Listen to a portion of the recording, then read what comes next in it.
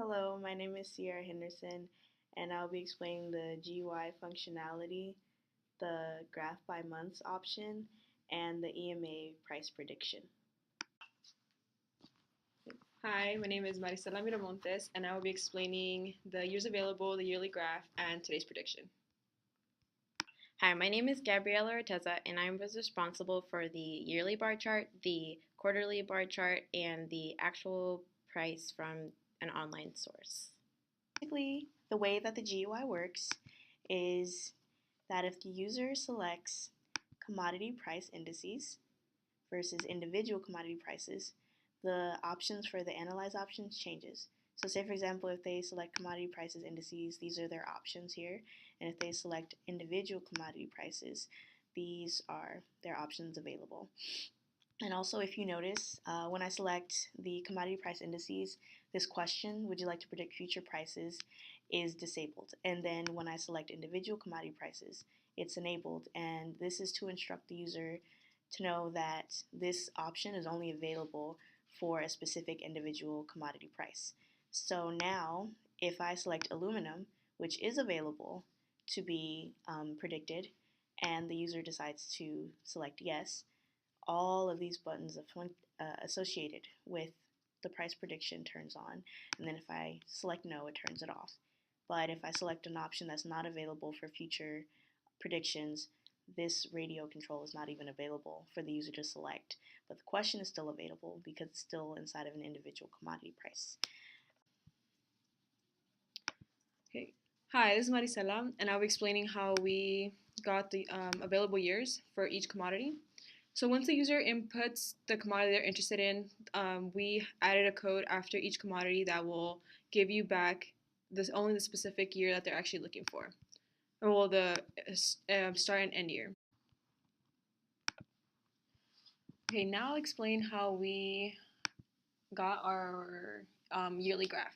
So from the code here, we made this code so that if the user inputs a year that's out of the range of the years available, when they click to graph, it would still give you a graph. It wouldn't report an error or anything. And it will give you the smallest or the biggest year that is available. So that takes care of a user plugging in something that's bigger than what is available. For the actual plotting, for the actual plotting, we, I took the starting year, and if it was 1980, I said equal to 1, and if not, I got the start year, and I figured out the indice of that, of the start year. And I did the same thing for the end year, but for the end year, it was a little trickier because I have to take into account the month, all the months that are in the last year. So that's why you see this code here. And afterwards, you plot the x and y values, and this is just the labeling of the graphs. Okay, so say that the user selects a commodity, all commodity price indices. These are the years available for the commodity that they selected. And so the way that the graphing selection works, they have all the way from January to December. And these are the cases in which the information will change. So what's happening is we're getting the information from the variable main, which stores the information associated with the commodity they selected. And then this integer calculates the information associated with the month they select. So say for example, January is always number 1 in terms of the years, every 12 years incrementing. And so basically this function here is just getting rid of any variables or like any things that's not a number and getting the actual accessible years in terms of the dates. And the reason why we're doing that is so that we can get an accurate graph as well as an accurate graph name. So then we have the graph title, the font size, etc. So then when the user selects January, they have the price, the month, and the years available for their selection. I'm going to explain my code for the quarterly bar chart.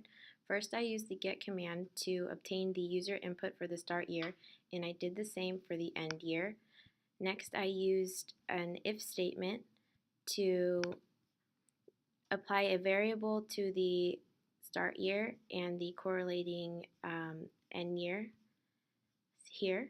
And then I used an if statement with a nested for loop to calculate the average, and I assigned three variables that would correlate to the 3 months of the quarter, and it would increment by 3.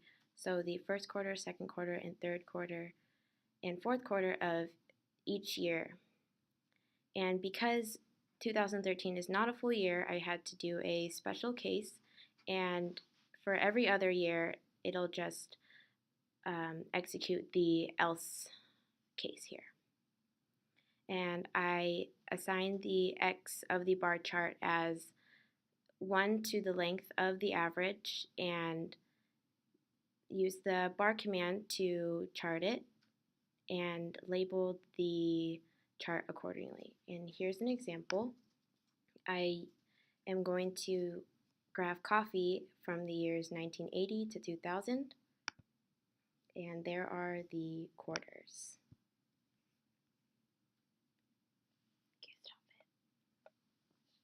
Can you stop it?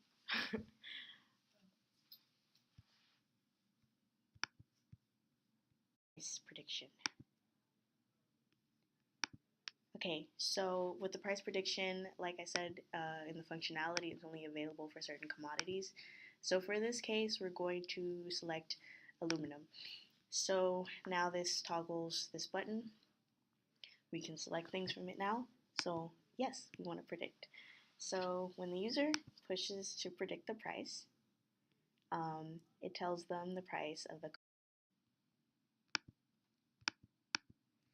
So the way we predicted the current price for individual commodities was by taking the current date and then running this if statement to give us the current month and year that the program is running. Afterwards, we convert that into an indice so that we can get the index that it would be in if it was in our data set already. Then we run this for loop to figure out the best degree polynomial from 1 to 10. And then we store that in an array, and then from that we figure out which gives us the minimum error. And then with that end value, we run polyfit, and then polyval, and then we predict what the end month would be from up here. And then that would give us the predicted price value from the data set that we have. And for example, if we picked in the individual commodity aluminum, and then these are the available years, and then we would like to predict the future prices, we click on today's prediction, and today's prediction would be shown in this box. And that is it.